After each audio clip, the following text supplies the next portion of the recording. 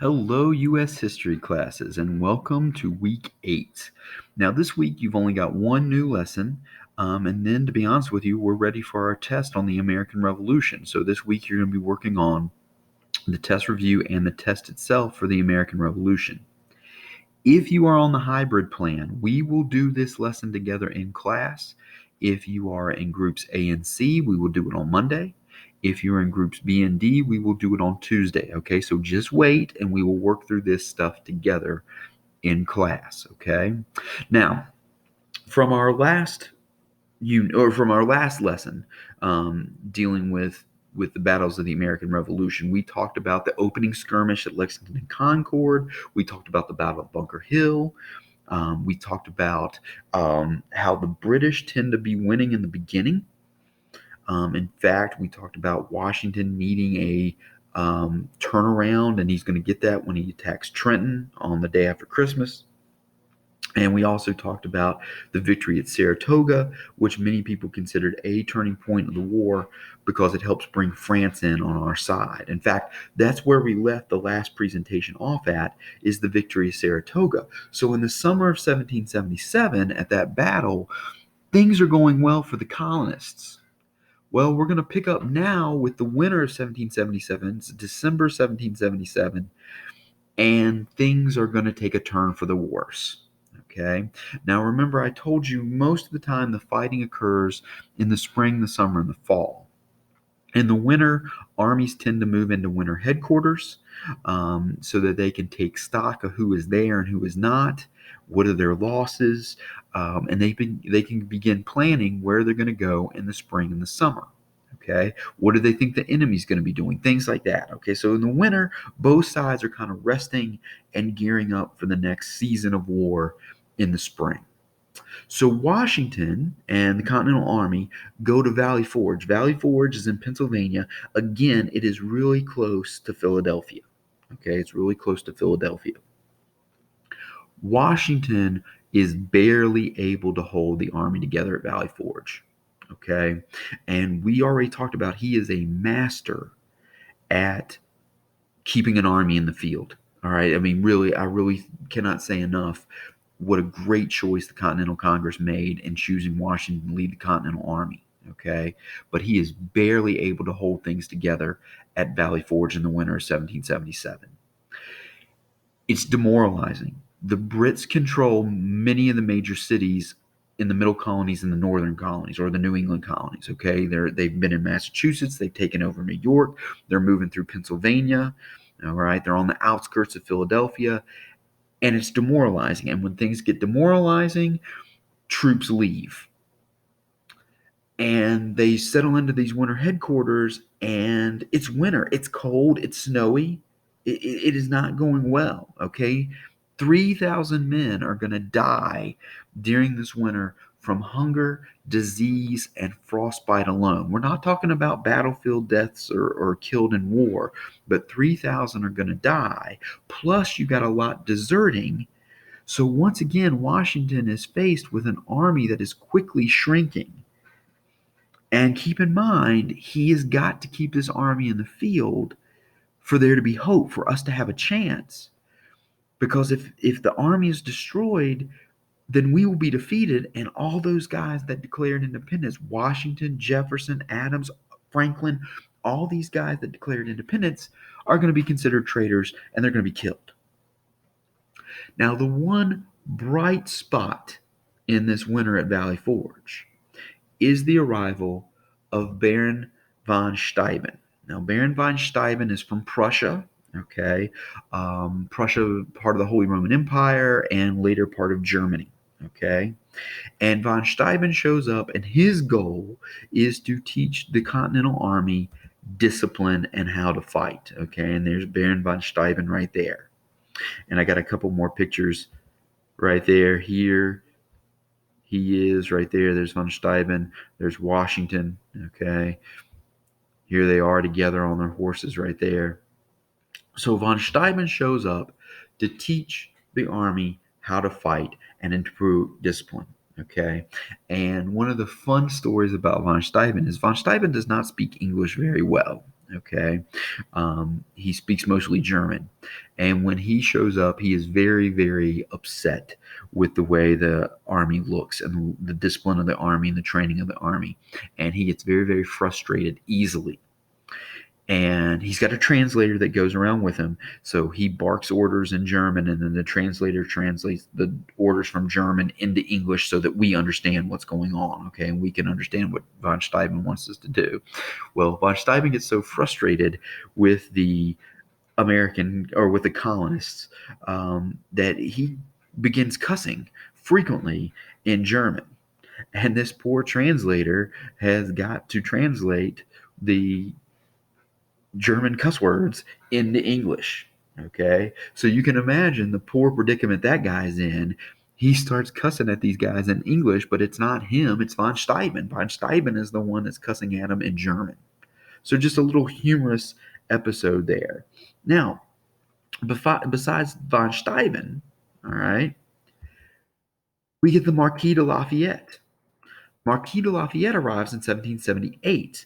Now, remember, I told you he's with the French. It's going to take the French a while to make good on the promise coming out of the Battle of Saratoga. They promised men, they promised a navy, they promised money. It's going to take them a while to get over here. Okay. In fact, the first French are going to start to arrive in 1779. All right, that's when they begin to arrive in force. Well, before they get here in great numbers, the Marquis de Lafayette comes over. And like von Steuben, the Marquis de Lafayette is here to help Washington's army improve their fighting ability and improve their discipline. Now, he's going to be a little bit gentler than von Steuben. He's not going to be cussing and things like that. He gets frustrated, but he's not going to be at the same level as von Steuben. Lafayette and Washington develop a very, very close relationship. In fact, Washington sees Lafayette as a son. All right. And they will remain very, very close during the war. They respect each other. They respect each other's leadership. They respect each other's military ability. And I told you, Washington is working really hard to convince the colonists that they can trust the French. And Lafayette, besides helping us learn how to fight, Lafayette is also working very, very hard to convince the French that they can fight alongside the colonists. Okay? So if there are two good things that come out of the debacle of Valley Forge and the suffering of Valley Forge, it's the arrival of von Steuben and then later the arrival of the Marquis de Lafayette. Both of these guys are going to play big roles in helping train and discipline the Continental Army so that we're ready to fight the second half of the war. Speaking of the second half of the war, from 1778 until 1780, the focus is going to shift. It's been mostly in Massachusetts and in New York and Pennsylvania. But from 1778 until 1780, the focus is going to shift to the southern colonies. Okay, from 1778 on, the British effort is going to be in the South. And for 3 years, they never lost a battle, okay, in the southern colonies. And again, I tell you, if you put the number of battles that the British won side by side with the number of battles we won, the British are gonna win more. Again, we're going to see some serious blows to our morale. Savannah, Georgia falls to the British. Charlestown or Charleston, South Carolina is going to fall to the British. And about 5,500 American soldiers are going to be captured and sent to POW camps. Now, the reason that the British kind of moved down from New England and the middle colonies down to the South is there are reports that there are a lot of loyalists in the South, okay? Colonists that are willing to support Britain and fight beside Britain during the course of the American Revolution. So the British moved down trying to whip up this loyalist support, okay? Now, in some cases, those rumors are exaggerated. All right, and the British show up and they get very, very frustrated because this overwhelming loyalist support that they thought was going to happen doesn't materialize. Okay, but part of the reason they're down here is to try to look or try to build up loyalist support in the South. Now, 1780 is a bad year for us. Okay, I mean, really, The second half is kind of bad all the way around. We got Valley Forge, that's terrible. We're undisciplined, we're untrained. That's why we need von Steuben and Lafayette. The British are moving down south and they're winning everywhere in the south, and they've captured 5,500 of our soldiers. So things in general are not going well for us, and it's only going to get worse in 1780. Okay, 1780 is not a good year for the Americans. All right, for a couple reasons. Number one is this guy right here. This is Benedict Arnold. Benedict Arnold was a hero of the American Army. Okay, he played a vital role in our success at Saratoga. He's also very, very close to Washington. Okay, Washington thinks very highly of Benedict Arnold. And in 1780, it becomes known that Arnold has become a traitor. Okay, and he has tried to turn over West Point to the British. Now, luckily, we intercept some letters. He and another gentleman by the name of Major Andre are trying to turn West Point, which is our military academy, over to the British. We discover it out. Major Andre is going to be hung as a traitor.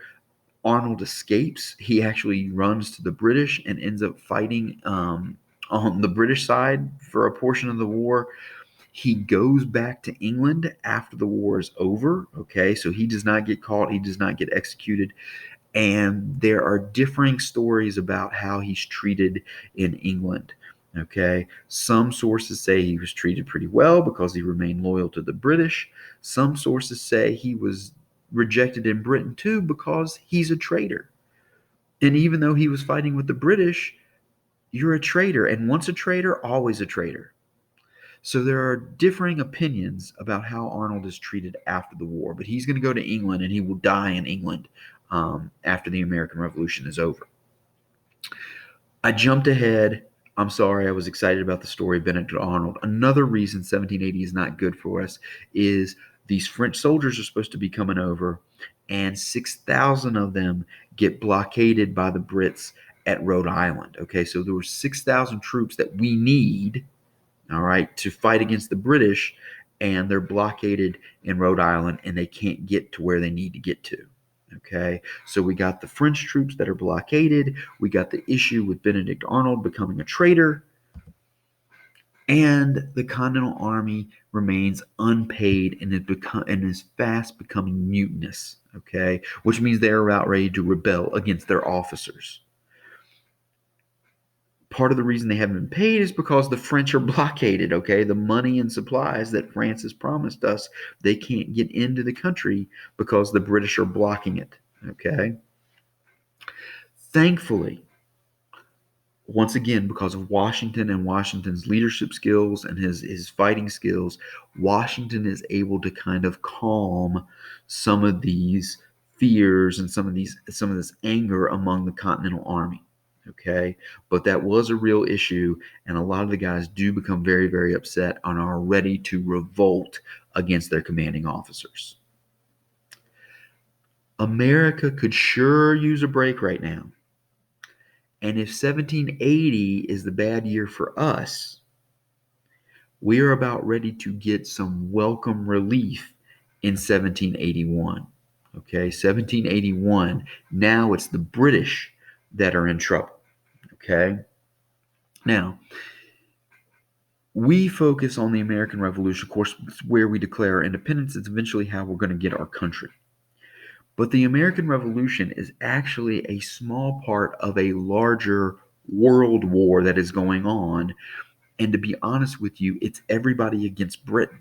Okay, I told you France is coming in on our side because they're angry with Britain. Spain is angry with Britain. The Netherlands are angry with Britain. There are all these places that are looking to get a piece of Britain, and they're using kind of our revolution as an excuse to do so. In 1781, Ireland also begins to rebel against England. And for a lot of people in England, Ireland is the more pressing concern because Ireland is closer to England. So when Ireland rebels, I told you last week, there is a small voice in Parliament urging the British to let the colonists go. Okay? If you don't want to let them go, at least talk to them, talk about representation. They said they wanted to remain part of the British Empire. Let's at least talk to them. And if you don't want to talk to them, let them go. Well, when Ireland rebels, there are going to be a bunch of pro-American riots break out in London. The British people are tired of fighting in America. It's costing them a lot of money. It's costing them a lot of lives. And now Ireland is rebelling, and Ireland is much closer to England than we are.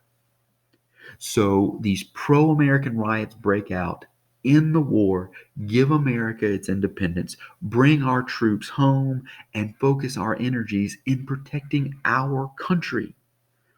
Because Ireland is right next door, and now Ireland is rebelling. So we've got the Irish Rebellion, we got these pro-American riots. The British are simply not holding on to the territory that they once won, especially in the South. 1781, and I really wish we had more of a time to talk about this.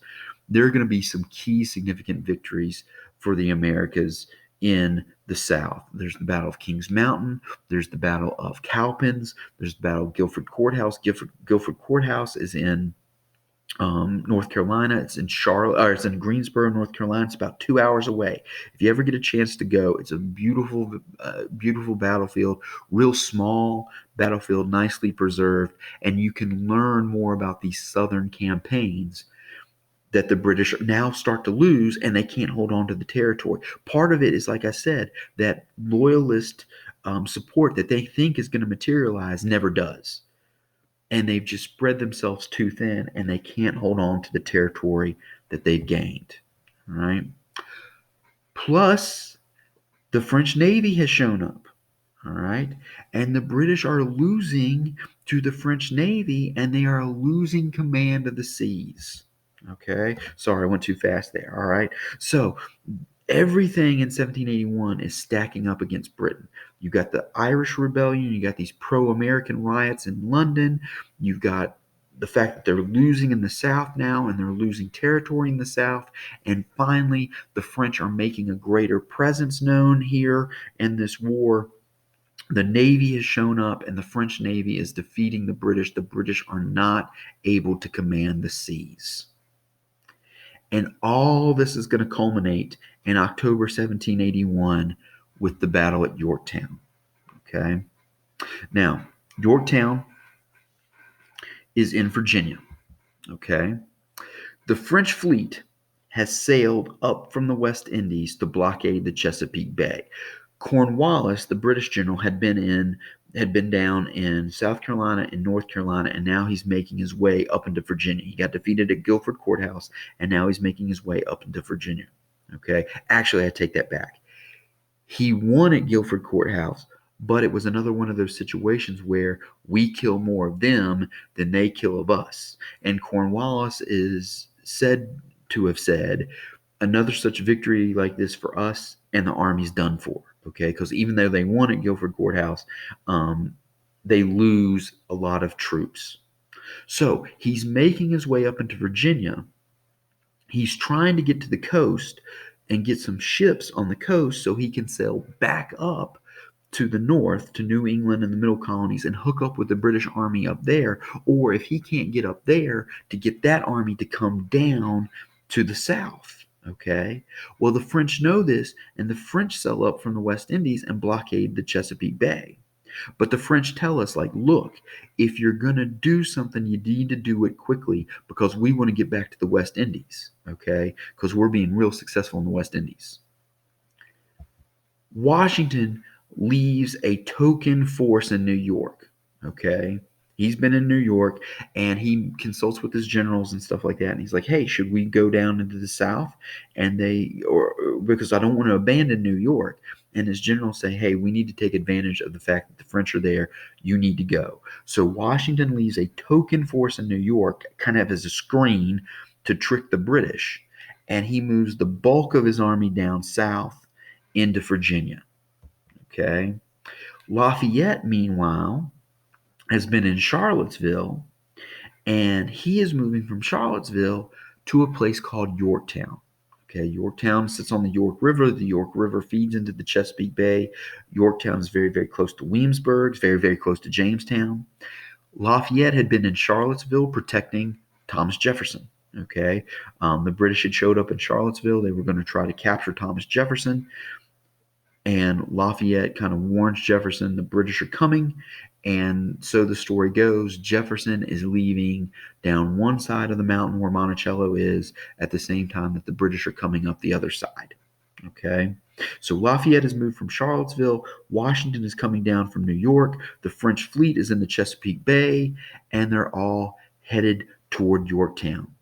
And these combined forces are going to surround and fight Cornwallis at Yorktown. They block off his retreat from both land and sea. Okay. And they eventually force him to surrender on October the 19th, 1781. And when that surrender happens, we officially win the Revolutionary War. So Yorktown in Virginia is the last battle of the Revolution on October the 19th, 1781. Okay, now I got some pictures here. So here are the French. The French are coming down also from New York. They're sending troops down from New York. Here comes the French fleet up from the West Indies, blockading here in the mouth of the Chesapeake Bay. Here comes Washington down from New York. All right.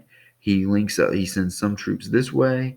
He links up with Lafayette and comes down here through Charlottesville, and they're headed toward Yorktown. And this is where the final battle is going to be. Okay.